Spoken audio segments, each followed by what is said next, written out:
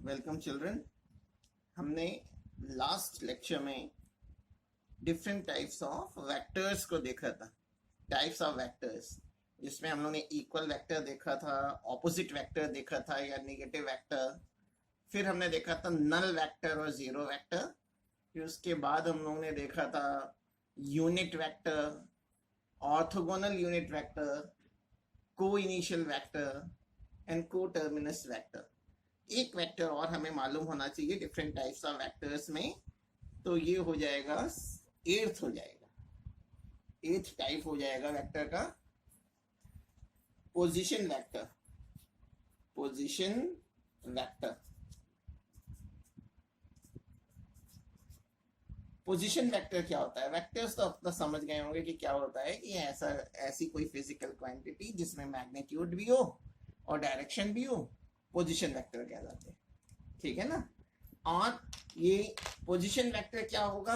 अगर कोई वेक्टर है, अगर कोई वेक्टर ओरिजिन से स्टार्ट हो रहा है और किसी पॉइंट पे, किसी पोजीशन पे जाकर के मिल रहा है, अगर कोई वेक्टर ओरिजिन से स्टार्ट हो और किसी पॉइंट पे जाके खत्म हो, तो ओरिजिन से स्टार्ट होने वाले वेक्टर्स को हम लोग पोजीशन वेक्टर कहते हैं। सपोज कर लीजिए कि ये ए पॉइंट है, ये बी पॉइंट है, ठीक है, लेकिन ये दोनों ही वेक्टर ओरिजिन से स्टार्ट हो रहे हैं। ओरिजिन से अगर हम किसी भी पॉइंट को ज्वाइन करते हैं तो जो वेक्टर मिलता है उसको हम लोग पोजीशन वेक्टर कहते हैं। ठीक है, तो पोजीशन वेक्टर क्या होगा? Any vector which originate from origin and terminate at any point is called a position vector. तो पोजीशन वेक्टर ओरिजिनेट होगा ओरिजिन से और किसी भी पॉइंट पे जाके टर्मिनेट होगा, खत्म होगा। ठीक है, तो if the vector starts from origin O and terminate means खत्म होगा, terminate at any position, then such vector is called a position vector। Position vector को शॉर्ट में कैपिटल P कैपिटल V से भी लिख देते हैं। पोजीशन वेक्टर, जैसे इस डायग्राम में अगर मुझे कहना है कि पोजीशन वेक्टर ऑफ ए अगर बताना है तो उसको हम लोग वेक्टर OA से लिखेंगे।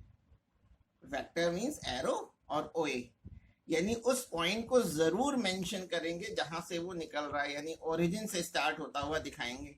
सिमिलरली अगर यही पोजीशन वेक्टर ऑफ बी मैं कह रहा हूं, पोजीशन वेक्टर ऑफ बी, तो उसको OB सिंबल से लिखा जाएगा, OB। अच्छा, और अगर मैं इसे OA आपको गिवन है, OB मालूम है, अगर मैं AB की वैल्यू निकालूं तो उसको हम लोग डिस्प्लेसमेंट वेक्टर कह देते हैं। Displacement vector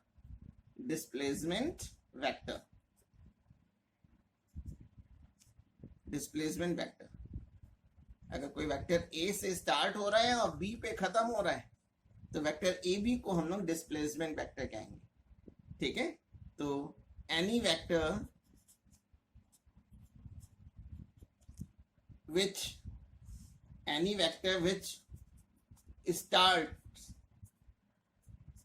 starts from a point से A, जैसे हमने फिगर में A ले रखा है, and end at another point,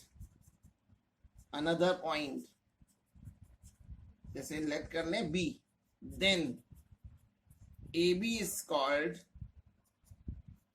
called a displacement vector। AB is called a displacement vector। अब यहां पे अगर मुझे ऊपर वाले डायग्राम से अगर मैं डिस्प्लेसमेंट वेक्टर की वैल्यू निकालूं, हमें position vector of A given है, पोजीशन वेक्टर ऑफ ए को आप वेक्टर OA लिखते हो, पोजीशन वेक्टर ऑफ बी को ओ भी लिखते हैं। क्यों ओ को मेंशन करते हैं? उस पॉइंट को जरूर बताते हैं जहां से वेक्टर ए स्टार्ट हुआ है। तो ए स्टार्ट हुआ था ओ से, इसलिए ओ ए लिखेंगे। बी स्टार्ट हुआ है ओ से, इसको ओ बी लिखेंगे। अब ओ ए और ओ बी मालूम है, और आपको वेक्टर ए बी अगर फाइंड आउट करना है, ओ ए गिवन है और ओ बी गिवन है, और आपको vector A B find out करना है। ए बी डिस्प्लेसमेंट वेक्टर है, तो अगर डिस्प्लेसमेंट वेक्टर ए बी अगर निकालना है चिल्ड्रन, तो पोजीशन वेक्टर और डिस्प्लेसमेंट वेक्टर ए बी अगर फाइंड आउट करना है, A B, A initial point है, बी फाइनल पॉइंट है, तो डिस्प्लेसमेंट निकालने में हमेशा फाइनल माइनस इनिशियल करेंगे। फाइनल पॉइंट बी है और इनिशियल पॉइंट ए है, तो इसको बी को हम लोग क्या लिखते हैं, ओ बी, और ए को क्या लिखा जाता है, ओ ए। तो ये फॉर्मूला है वेक्टर ए बी निकालने का, ओ बी माइनस ओ ए। आप ध्यान देंगे, इसमें इंपॉर्टेंट चीज है कि यहाँ ए बी लिखा हुआ है, लेकिन यहाँ क्या स्टार्ट हो रहा है, B, O B minus O ए, यानी बी पहले आया है, ए बाद में गया है। डिस्प्लेसमेंट वेक्टर में ये चीज ध्यान रखेंगे। अब हमें एडिशन ऑफ वेक्टर्स देखना है कि वेक्टर को ऐड कैसे करते हैं। अगर इनका सम निकालना है, दो वेक्टर्स गिवन है या दो से ज्यादा वेक्टर गिवन है, तो उनको ऐड कैसे करते हैं। तो पहले हम लोग टू वेक्टर्स का एडिशन देख रहे हैं, addition of two vectors, addition of two vectors. दो वेक्टर्स को कैसे ऐड करेंगे, इसमें इसके टू मेथड्स होते हैं। जो पहला मेथड है, फर्स्ट मेथड, फर्स्ट मेथड है, उसको ज्योमेट्रिकल मेथड बोलते हैं। ज्योमेट्रिकल मेथड, ज्योमेट्रिकल मेथड में हमको कंपास, प्रोटेक्टर, स्केल का यूज करते हैं। ज्योमेट्री के थ्रू हम लोग दो वेक्टर्स का सम निकालते हैं। और दूसरा होता है एनालिटिकल मेथड, एनालिटिकल मेथड। तो टू वेक्टर्स का सम निकालना हो तो उसके दो मेथड है। फर्स्ट मेथड है ज्योमेट्रिकल मेथड और सेकंड है एनालिटिकल मेथड। ज्योमेट्रिकल मेथड में हमें किसी फॉर्मूले का यूज नहीं करते, और एनालिटिकल मेथड में फॉर्मूले के से हम लोग सम निकालते हैं। यानी एनालिटिकल मेथड में हम लोग क्या यूज करेंगे, बाय यूजिंग फॉर्मूला। और विदाउट फॉर्मूला अगर आप निकाल रहे हैं तो वो ज्योमेट्रिकल मेथड होगा। तो अब ज्योमेट्रिकल मेथड हम लोग देख रहे हैं कि अगर टू वेक्टर्स गिवन है तो उनका हम लोग एडिशन कैसे फाइंड आउट करेंगे। सपोज कर लीजिए कि आपको टू वेक्टर्स गिवन है, एक वेक्टर ए गिवन है, ये मैंने एक वेक्टर ए ड्रॉ कर दिया, ये वेक्टर ए है। सपोज कीजिए ये 3 सेंटीमीटर लेंथ का है, वेक्टर ए 3 सेंटीमीटर लेंथ का है, और ये हॉरिजॉन्टल से सपोज कर लीजिए कि 30 डिग्री का एंगल बना रहा है। और एक सेकंड वेक्टर है, वेक्टर बी, जो 4 सेंटीमीटर लेंथ का है, और आपको फाइंड आउट करना है vector A plus vector B.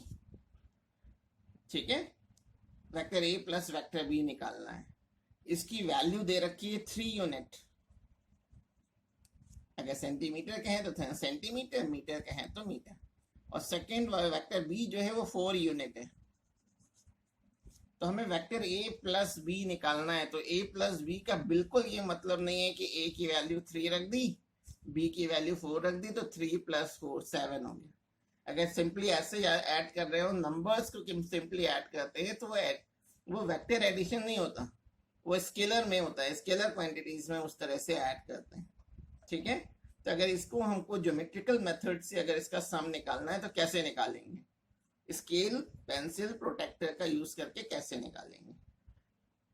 अगर वेक्टर ए प्लस बी हमें निकालना है तो जितनी लेंथ का वेक्टर ए गिवन है और जितने एंगल पे गिवन है, जैसे 30 डिग्री के एंगल पे वेक्टर ए गिवन है, तो मैं एक हॉरिजॉन्टल से 30 डिग्री का एंगल बनाते हुए 3 सेंटीमीटर लेंथ का वेक्टर ए बना दूंगा।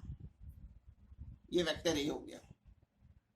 जितनी इसकी लेंथ गिवन है उतनी लेंथ का आप सबसे पहले वेक्टर ए ड्रॉ कर देंगे। फिर जो पहले वेक्टर ए का जो हेड है, वहां से हम लोग सेकेंड वेक्टर ड्रॉ करते हैं, क्योंकि vector A plus vector B निकालना है तो पहले वेक्टर ए को ड्रॉ करना पड़ेगा।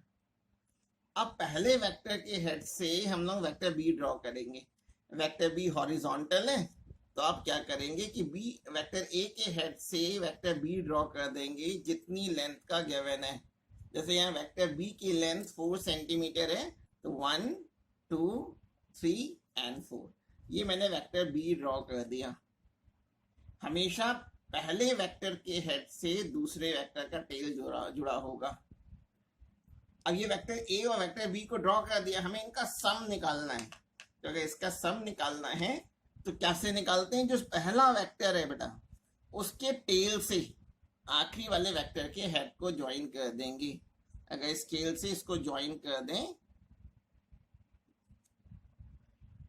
ठीक है, तो ये दोनों वेक्टर का सम कहलाएगा। स्केल से इसकी लेंथ मेजर कर लेंगे, और ये रिजल्टेंट वेक्टर भी कहलाता है, वेक्टर आर भी कहलाता है। दो वेक्टर का अगर सम निकल रहे हैं तो उसको हम लोग रिजल्टेंट वेक्टर भी बोल देते हैं। यानी अगर रिजल्टेंट ऑफ टू वेक्टर कह रहा है, इसका मतलब है सम ऑफ टू वेक्टर, तो इसकी लेंथ मेजर कर लेंगे तो वो हमको vector A plus vector B की वैल्यू को बता देगा। केवल वैल्यू पता चलेगा, इसका मतलब मैग्नीट्यूड पता चलेगा। लेकिन वेक्टर क्वांटिटी में केवल मैग्नीट्यूड नहीं होता, मैग्नीट्यूड के साथ साथ उसकी डायरेक्शन भी बतानी होती है। तो हम लोग क्या करेंगे, प्रोटेक्टर का यूज करके ये देख लेंगे कि जो रिजल्टेंट वेक्टर आर है ये हॉरिजॉन्टल से क्या एंगल बना रहा है, इस एंगल को मेजर कर लेंगे। मैंने सपोज कर लिया ये एंगल अल्फा है, तो आंसर क्या हो जाएगा, इसकी लेंथ मेजर कर ली जाएगी। कि मैं इसको एल एम एन सिंबल से अगर इस ट्राइंगल को रिप्रेजेंट कर दूं, तो इन दोनों वेक्टर का सम क्या होगा, vector A plus vector B की वैल्यू क्या होगी, वैल्यू मींस मैग्नीट्यूड, तो लेंथ ऑफ एल एन के बराबर हो जाएगी, लेंथ ऑफ एल एन के बराबर हो जाएगी। ठीक है, और साथ में आपको इसकी एंगल भी बताना पड़ेगा एट अल्फा डिग्री, ठीक है, फ्रॉम दी हॉरिजॉन्टल। तो ये तो हमने वेक्टर ए प्लस बी निकाला विदाउट एनी फॉर्मूला, सिंपली हम लोगों ने स्केल प्रोटेक्टर का यूज करके निकाल लिया। लेकिन अगर इसी में मान लो हम बी प्लस ए निकाल रहे हैं, बी प्लस ए की value, vector B plus vector A अगर मुझे फाइंड आउट करना है, तो हम क्या करेंगे, पहले वेक्टर बी को ड्रॉ करेंगे। जो वेक्टर पहले है सबसे पहले उस वेक्टर को ड्रॉ करेंगे। तो आप क्या करेंगे, पहले हॉरिजॉन्टल वेक्टर बी, जितने भी एंगल पे ये गिवन है उतने एंगल पे आप पहले वेक्टर को ड्रॉ कर दिया। तो ये मैं जो लाइन बता रहा हूँ वो ये बता रहे हैं कि ये 4 centimetre length, 1 centimetre, 2 centimetre, 3 centimetre, 4 centimetre, तो ये 4 सेंटीमीटर का वेक्टर बी बना दिया। अब बी प्लस ए है, तो ए वाले वेक्टर को देखेंगे कि ये हॉरिजॉन्टल से क्या एंगल बना रहा है। तो वेक्टर ए 30 डिग्री का एंगल बना रहा है, तो यहाँ हम लोग डॉटेड लाइन बना देंगे। और इस वेक्टर बी के हेड पे प्रोटेक्टर रख करके यहाँ से 30 डिग्री एंगल बनाते हुए वेक्टर ए बना देंगे, जितनी भी लेंथ का वेक्टर ए गिवन है। जैसे वेक्टर ए 3 सेंटीमीटर लेंथ का है, तो 1 2 3, ये मैंने वेक्टर ए बना दिया। जब कभी भी रिजल्टेंट निकालना है चिल्ड्रन, तो याद रखना है कि जो पहला वेक्टर है, फर्स्ट वेक्टर के टेल को लास्ट वेक्टर के हेड से ज्वाइन करते हैं। ये फर्स्ट वेक्टर का टेल है, ये लास्ट वेक्टर का हेड है, इसको आप स्केल से ज्वाइन कर देंगे, इसको ज्वाइन कर देंगे, ये इनका रिजल्टेंट कहलाएगा, यानी ये बी प्लस ए होगा। और अगर हम प्रोटेक्टर से ये रिजल्टेंट कितना एंगल बना रहा है, इस एंगल को देखें, तो ये भी इसी के बराबर आ जाएगा, सेम आ जाएगा। अगर ये अल्फा डिग्री है, अल्फा का मतलब मान लो 20 डिग्री 25 डिग्री जो भी है, उतना ही एंगल ये भी आएगा। तो वेक्टर एडिशन में एक इंपॉर्टेंट रिजल्ट ये निकल के आता है कि इसमें वेक्टर ए प्लस बी की वैल्यू निकालें या बी प्लस ए की वैल्यू निकालें, दोनों से रिजल्टेंट जो आएगा, यानी जो सम आएगा वो सेम आएगा। a plus B is equal to, अगर b प्लस ए आ रहा है, ऑर्डर चेंज हो जा रहा है, तो इस लॉ को आप लोग जानते हैं मैथमेटिक्स में क्या कहते हैं, यानी कम्यूटेटिव लॉ इसमें होल्ड करता है।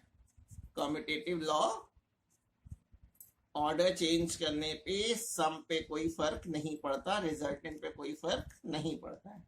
तो ये commutative law of vector addition कहलाता है, commutative law of vector addition.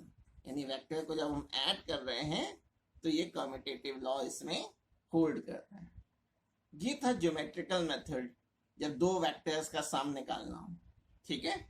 लेकिन अगर यहीं पे हमको अगर मान लीजिए फिगर नहीं बनाना चाहते हैं, ज्योमेट्री से नहीं करना चाहते हैं, स्केल प्रोटेक्टर का यूज नहीं करना चाहते हैं, आप फॉर्मूले से निकालना चाहते हैं, तो वो मेथड हो जाएगा एनालिटिकल मेथड।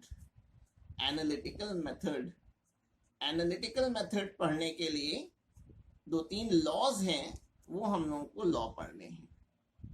इसमें जो फर्स्ट लॉ है, फर्स्ट लॉ का कहते हैं law of triangle, law of triangle of vector addition, law of triangle of vector addition, ठीक है। कई बार इसको law of triangle of forces भी बोल देते हैं, फोर्स वेक्टर क्वांटिटी है तो वो भी बोल दिया जाता है, या law of triangle of forces कह देते हैं। लॉ ऑफ ट्रायंगल अगर फोर्सेस है तो फोर्सेस वर्ड यूज कर लिया, तो मैं एक जनरल फॉर्म में कह रहा हूं, तो law of triangle of vector addition. और law of triangle of vector addition कोई नई चीज नहीं, आप ऊपर डायग्राम में देख सकते हैं। ऊपर वाले डायग्राम में अगर आप ध्यान दें तो इसमें क्या है कि अगर दो वेक्टर्स को हम किसी ट्रायंगल की टू सक्सेसिव साइड से रिप्रेजेंट करें, ये ट्रायंगल फॉर्म हो गया। अगर टू वेक्टर्स मैग्नीट्यूड में, इसका जितना मैग्नीट्यूड ए का था उतनी मैग्नीट्यूड का मैंने वेक्टर ए बना दिया, जितने एंगल पे था उतने एंगल पे बना दिया। तो अगर जो दो वेक्टर्स गिवन हैं वो मैग्नीट्यूड और डायरेक्शन में ट्रायंगल की टू साइड्स को रिप्रेजेंट करे, तो जो इसका रिजल्टेंट होगा ट्रायंगल की थर्ड साइड से रिप्रेजेंट होता है। यही law of triangle of vector addition है। तो अगर स्टेटमेंट देना हो तो देखिए यहां पे भी आप देख सकते हैं कि बी और ए क्या है, ट्रायंगल की टू साइड्स है मैग्नीट्यूड और डायरेक्शन में, और इसका जो रिजल्टेंट होगा, रिजल्टेंट मीन सम, अब यहां पे सम पढ़ना है इसलिए सम बोल रहे हैं, तो इन दोनों का जो रिजल्टेंट होगा ट्रायंगल की थर्ड साइड से रिप्रेजेंट होता है इन मैग्नीट्यूड। लेकिन जो डायरेक्शन होती है वो ऑपोजिट होती है। ऑपोजिट मीन्स पहले वाले वेक्टर की ये डायरेक्शन है, दूसरे की डायरेक्शन ये, यानी ये दोनों ही डायरेक्शन एंटी क्लॉकवाइज है। लेकिन अगर आप रिजल्टेंट की डायरेक्शन देखिए तो रिजल्टेंट की ये डायरेक्शन है क्लॉकवाइज, तो डायरेक्शन ऑपोजिट हो जाती है। तब इसका स्टेटमेंट लिखना है, तो इसका लॉ ऑफ ट्रायंगल ऑफ, जो भी चीज मैं आपको पढ़ा रहा हूँ इसके नोट्स में आपको पीडीएफ भेजूंगा, उससे आपको लिखना है। अभी आप केवल समझ लीजिए, कहीं कोई डाउट हो तो उसको आप कमेंट कीजिएगा, तो फिर उसको हम देखेंगे। तो law of triangle of vector addition का क्या स्टेटमेंट हो जाएगा कि if two vectors are represented in magnitude and direction, if two vectors are represented in magnitude and direction by the two sides of a triangle in cyclic order, then their resultant or sum is represented by the third side of a triangle in magnitude taken in opposite order. taken in opposite order word use करना जरूरी है, क्योंकि वो ये बताता है कि resultant की जो डायरेक्शन है वो साइक्लिक ऑर्डर में नहीं होगी बल्कि उसके ऑपोजिट होगी। तो स्टेटमेंट क्या हो जाएगा, if two vectors are represented in magnitude and direction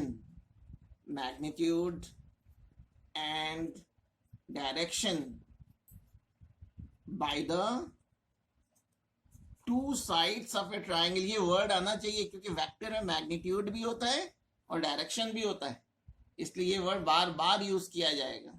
if two vectors are represented in magnitude and direction by the two sides of a triangle, in cyclic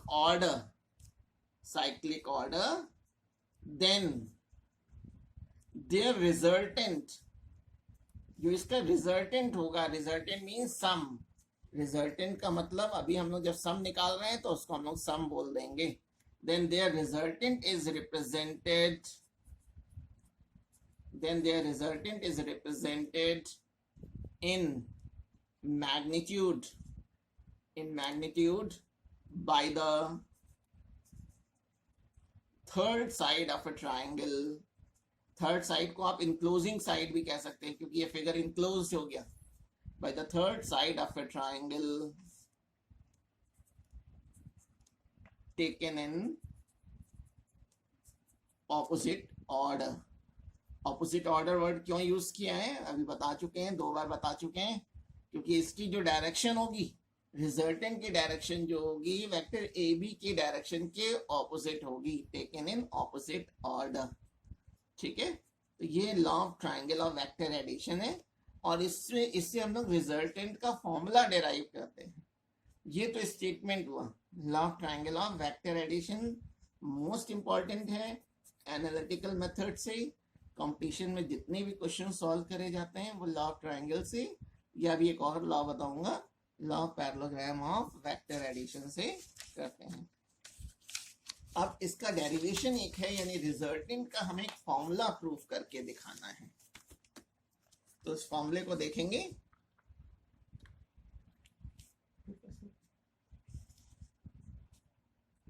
तो अब डेरिवेशन करने जा रहे हैं तो क्या हो जाएगा, लॉ ऑफ ट्रायंगल का यूज करके हम लोग निकालेंगे. तो रिजल्टेंट ऑफ टू वेक्टर्स, वो ऊपर पहले हेडिंग लिख चुके हैं, बाय एनालिटिकल मेथड. तो एनालिटिकल मेथड के थ्रू ही हम लोग फाइंड आउट कर रहे हैं. तो रिजल्टेंट कैसे निकालेंगे उसको हमें देखना है. ठीक है, तो हमने क्या किया कि हमें 2 वेक्टर्स गिवन है. सपोज कीजिए कि वेक्टर ए ये गिवन है, वेक्टर ए जैसा पीछे बना रखा था वेक्टर ए, मैंने ये 2 वेक्टर गिवन, एक वेक्टर ए है और एक वेक्टर बी है. इन दोनों का रिजल्टेंट हमें निकालना है. ठीक है, और सपोज कर लिया कि वेक्टर बी जो है वो थीटा डिग्री का एंगल बना रही है, थीटा एंगल बना रही है. तो पहले हम लोग क्या करते हैं, अगर वेक्टर ए प्लस बी निकालना है तो वेक्टर ए ड्रॉ कर लेंगे और जहां वेक्टर ए का हेड होगा वहीं से ये थोड़ा डॉटेड लाइन बना लेंगे. और वेक्टर बी थीटा एंगल बना रहा है तो थीटा एंगल बनाते हुए हम वेक्टर बी को बना देंगे. वेक्टर ये बी मैंने बना दिया, ये वेक्टर बी है. अब पहले वेक्टर के टेल से आखिरी वेक्टर के हेड को ज्वाइन अगर कर दें तो ये रिजल्टेंट वेक्टर होगा, ये रिजल्टेंट हो जाएगा. इसको आर वेक्टर से रिप्रेजेंट कर देते हैं. ठीक है, और रिजल्टेंट क्या एंगल बना रहा है, 2 चीजें निकालनी है. ये आर की वैल्यू निकालनी है यानी मैग्नीट्यूड निकालना है, और ये क्या एंगल बना रहा है ये निकालना है. तो मैं थोड़ा इसकी लेबलिंग कर दे रहा हूं. इस पॉइंट को मैं ओ पॉइंट कह दे रहा हूं, इस पॉइंट को मैं पी बोल दे रहा हूं, इस पॉइंट को मैंने क्यू बोल दिया. अब रिजल्टेंट के लिए मुझे फॉर्मूला डिराइव करना है.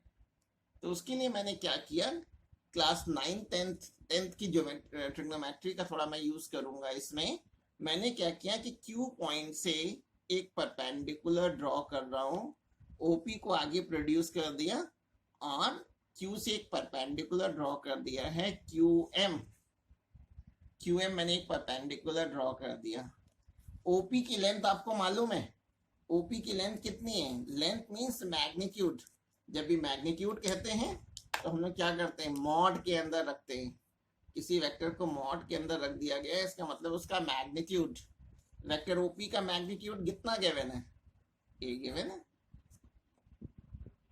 या तो ऐसे लिख दीजिए या मॉड के अंदर करके ऐसे लिख देते हैं.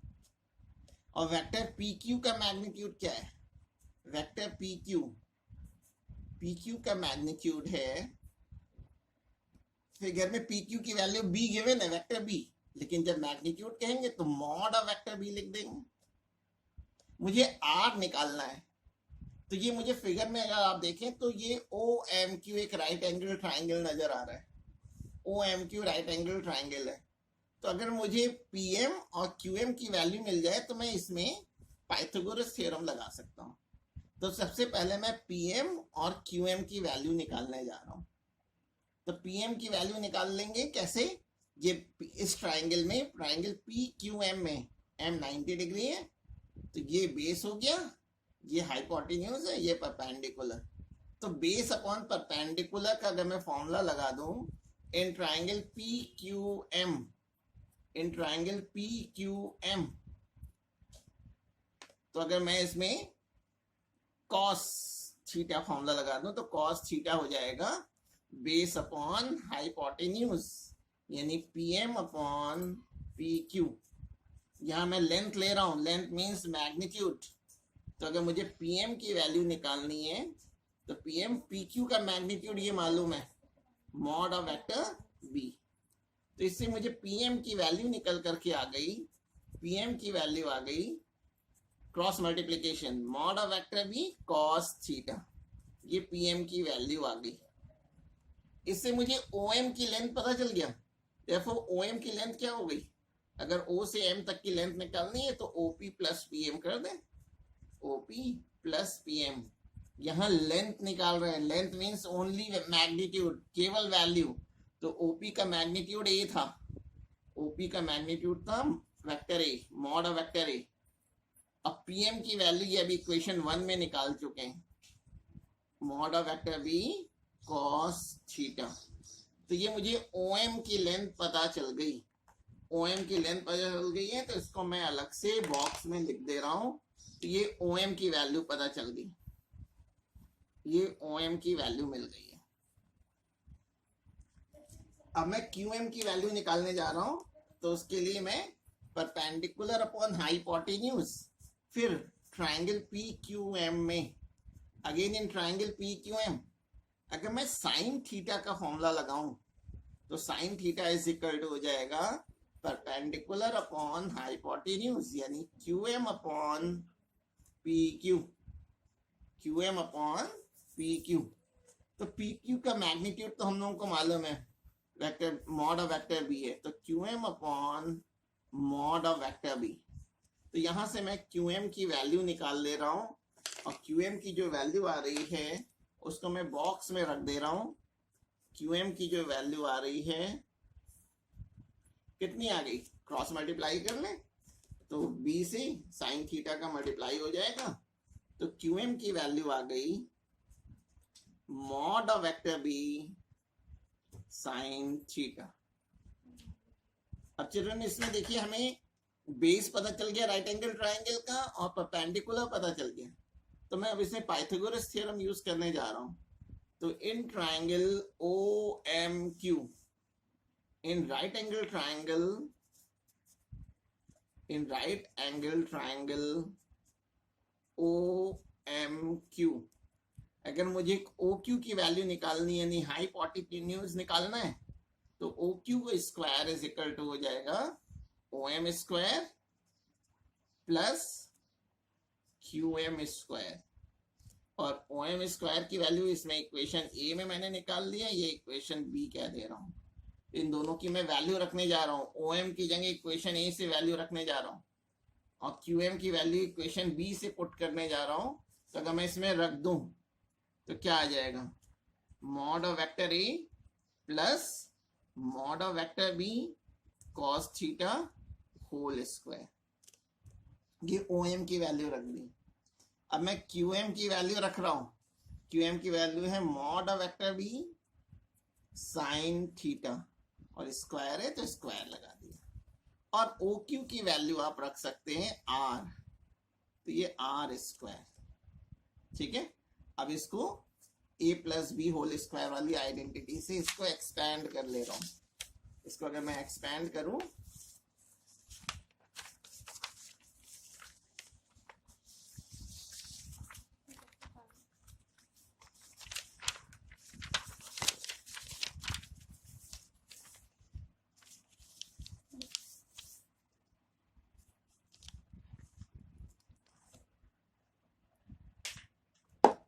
तो इसके आगे अब हम लोग इसको एक्सपैंड कर ले रहे हैं, आइडेंटिटी लगा ले रहा हूं। तो ये आ गया क्या, आर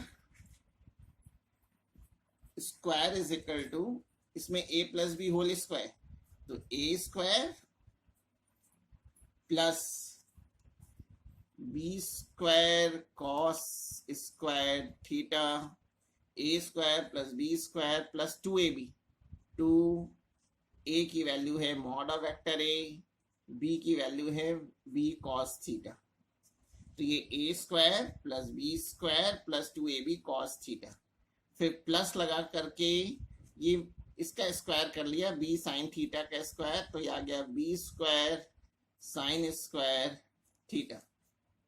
अब इधर ध्यान दीजिएगा, ये आपका ये है B square cos square theta और ये B square sine square theta, इनको मैं पास पास लिख ले रहा हूँ। R square is equal to ये ए स्क्वायर प्लस इन दो में से बी स्क्वायर कॉमन आ रहा है, तो मैंने mod of B square common ले लिया, mod of B square common ले लिया, तो ब्रैकेट में क्या आ गया, cos square theta plus sine square theta, और लास्ट टर्म बच गया 2ab cos थीटा। तो r इज इक्वल टू ये a स्क्वायर प्लस ये तो 1 हो जाएगा आइडेंटिटी से, तो उसकी जगह 1 रख दिया, तो केवल b स्क्वायर बच गया प्लस 2ab cos थीटा। जब मॉड में रखते हैं इसका मतलब डायरेक्शन नहीं लेनी है, तो आप इसको चाहें तो ऐसे भी लिख सकते हैं, अगर मॉड लिखने में प्रॉब्लम हो तो केवल ये लिख सकते हैं R square is equal to A square, यानी वेक्टर साइन हटा दिया, साथ में मॉड हटा दिया, plus B square plus 2ab cos theta. तो ये चिल्ड्रन फॉर्मूला आ गया रिजल्टेंट निकालने का। इस फॉर्मूले से हम लोग डायरेक्ट भी रिजल्टेंट निकाल सकते हैं। रिजल्टेंट से केवल वैल्यू आएगी, लेकिन हम वेक्टर क्वांटिटी की पढ़ रहे हैं, केवल वैल्यू से काम नहीं चलेगा। तो इसमें जैसे फिगर में जो डायरेक्शन निकालने के लिए हम लोग क्या करेंगे, इससे हम लोग अल्फा की वैल्यू भी निकालेंगे, इस राइट एंगल ट्राइंगल से अल्फा की वैल्यू निकालेंगे। रिजल्टेंट का तो एंगल क्या बना रहा है, अगर मैं इसे tan अल्फा की वैल्यू निकालूं इन ट्राइंगल OQM, अगर tan अल्फा की वैल्यू निकालूंगा तो tan क्या हो जाएगा, परपेंडिकुलर अपॉन बेस, यानी QM अपॉन OM। QM की वैल्यू क्या थी, इक्वेशन बी में लिखी हुई है, इक्वेशन बी में लिखी हुई है बी साइन थीटा, तो रख दे रहा हूं बी साइन थीटा, और OM की वैल्यू इक्वेशन ए में लिखी हुई थी, वो थी क्या, a plus B cos theta. तो इससे हम अल्फा की वैल्यू निकाल लें, अगर अल्फा निकाल रहे हैं तो tan उधर जब जाता है तो उसको tan to the power -1, tan to the power -1 को tan इनवर्स बोलते हैं, tan इनवर्स। तो ये फॉर्मूला आ गया, mod of vector B sine theta upon mod of vector A plus mod of vector B cos theta. Children class 10 तक में कोई डेरिवेशंस नहीं होते थे, यहाँ आपको लगभग हर लेसन में डेरिवेशंस फॉर्मूले के प्रूफ मिलेंगे, इसलिए आपको प्रैक्टिस कई बार करनी पड़ेगी तब आपको समझ में आएगा, तो आपको बार बार देखना पड़ेगा। अब ये जो फॉर्मूला आया है इससे हम लोग के 2-3 केसेस होते हैं, वो केसेस देखने हैं, फिर ये टॉपिक खत्म हो जाएगा। इसमें केस 1 है, फर्स्ट केस। अब जैसे यहाँ वेक्टर ए और बी, हम लोग ने वेक्टर ए ये लिया था, वेक्टर बी थीटा एंगल बना रहा था, लेकिन अगर सपोज कर लो कि वेक्टर ए इस तरह से है और वेक्टर बी भी इसी के पैरेलल है, ठीक है, तो वेक्टर ए और बी अगर पैरेलल होगा तो अंडरस्टूड हो गया कि दोनों एक दूसरे से कुछ भी एंगल नहीं बना रहे हैं, कुछ भी नहीं बना रहे हैं, इसका मतलब 0 डिग्री का एंगल बना रहे हैं। यानी फर्स्ट केस क्या होगा, if vector A is parallel to vector B, then theta की वैल्यू क्या हो जाएगी, 0 डिग्री हो जाएगी। तो ये रिजल्टेंट का फॉर्मूला है, इसमें अगर थीटा की वैल्यू में 0 रख दूं तो देखिए क्या आ जाएगा, cos 0 की वैल्यू 1 होती है, तो रिजल्टेंट का फॉर्मूला आ गया r² is equal to A square plus B square cos theta की जगह 1 रख दिया तो 2ab, यानी ये होल स्क्वायर का फॉर्मूला आ गया, ये a plus B whole square हो गया। तो अगर इससे मैं r की वैल्यू निकालूंगा तो अंडर रूट लग जाएगा, जिससे स्क्वायर हट जाएगा। तो रिजल्टेंट r का फॉर्मूला हो गया a प्लस बी। इसको अगर बहुत ही ढंग से लिखना है तो इसे लिखते हैं mod of vector a is equal to mod of vector a plus mod of vector b, यानी रिजल्टेंट वेक्टर r लिखना है। और जब दोनों वेक्टर पैरेलल होते हैं तो उस केस में उसका रिजल्टेंट, वेक्टर्स का रिजल्टेंट जो है वो मैक्सिमम होता है, ये मैक्सिमम रिजल्टेंट होगा। तो आपसे पूछा जाता है 1 मार्क्स से क्वेश्चन में कि when the resultant of two vector is maximum, तो आप लिख देंगे when both vectors are parallel, when both vectors are in same direction then their resultant will be maximum. ठीक है, ये केस 1 हुआ। अब केस 2 हम लोगों को देखना है। जैसे यहाँ पहले वाले केस में हमने दोनों वेक्टर की डायरेक्शन सेम ले ली थी, लेकिन अगर दोनों वेक्टर की डायरेक्शन सेम नहीं है, दोनों वेक्टर्स मान लीजिए ऑपोजिट डायरेक्शन में है, केस 2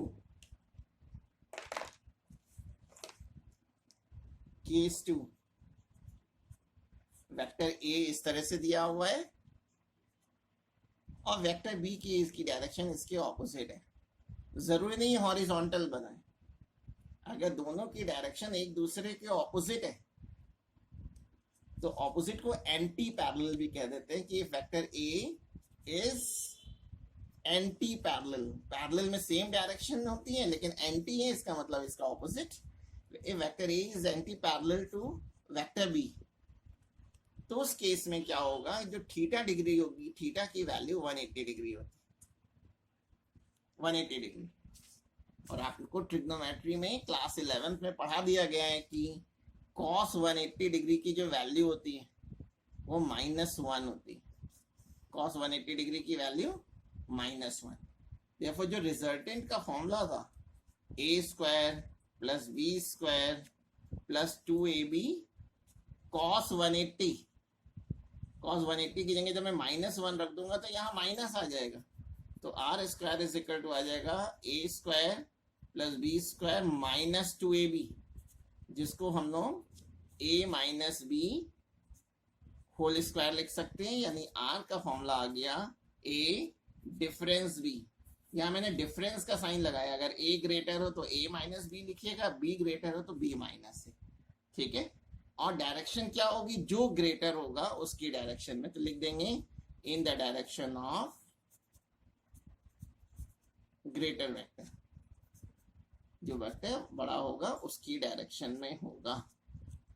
फिर केस 3 है, केस 3 अगर वेक्टर ए परपेंडिकुलर हो वेक्टर बी के, यानी वेक्टर ए और वेक्टर बी के बीच का एंगल अगर 90 डिग्री हो तो cos 90 की वैल्यू तो 0 होती, तो यहाँ वहीं cos 90 रखेंगे तो 0 हो जाएगा, तो ये 2ab वाला टर्म 0 हो जाएगा।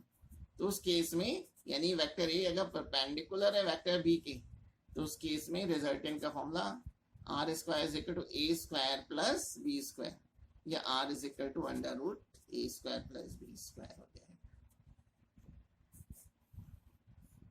अच्छा, जो सेकेंड केस है चिल्ड्रन, इस केस में रिजल्टेंट मिनिमम होता है। रिजल्टेंट अगर मिनिमम निकालना है तो दोनों वेक्टर्स ऑपोजिट होने चाहिए। ठीक है, और मैक्सिमम है तो दोनों वेक्टर की डायरेक्शन सेम होनी चाहिए।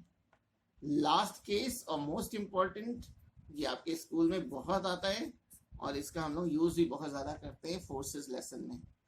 केस 4, अगर सपोज कर लीजिए कि दोनों वेक्टर इक्वल है, vector A is equal to vector B, दोनों का मैग्नीट्यूड अगर सेम है तो क्या होगा, तो मैं इस रिजल्टेंट के फॉर्मूले में ए और बी दोनों को इक्वल रख दे रहा हूं, तो A square plus B square की जगह भी ए रख दे रहा हूं, 2ab में भी b की जगह a रख दिया cos थीटा, तो ये आ गया 2a square plus 2a square cos theta. अब इसमें से 2a स्क्वायर कॉमन ले लें, ये 1 प्लस cos थीटा। अब ट्रिग्नोमेट्री में ये फॉर्मूला होता है कि 1 प्लस cos थीटा जो होता है वो 2 cos स्क्वायर थीटा बाई 2 के इक्वल होता है। अगर मालूम है तो ठीक है, वरना आप इस फॉर्मूले को भी यूज कर सकते हैं, लेकिन आपको याद तो करना ही पड़ेगा ये फॉर्मूला कि 1 प्लस कॉस थीटा की value 2 cos square theta by 2 के इक्वल होती है। तो अगर मैं यहाँ पुट कर दूं तो ये पुट कर देंगे तो ये फाइनल ये फॉर्मूला आ जाएगा 2a cos थीटा बाई 2, ठीक है। और रिजल्टेंट का जो एंगल होगा वो थीटा बाई 2 हो जाएगा। That's all. यहां तक आपको करना है। थोड़ा टफ है, लेकिन इसको आपको प्रैक्टिस करेंगे तो ये टफ नहीं लगेगा। आपके पास सफिशिएंट टाइम है, आराम से इसको करेंगे।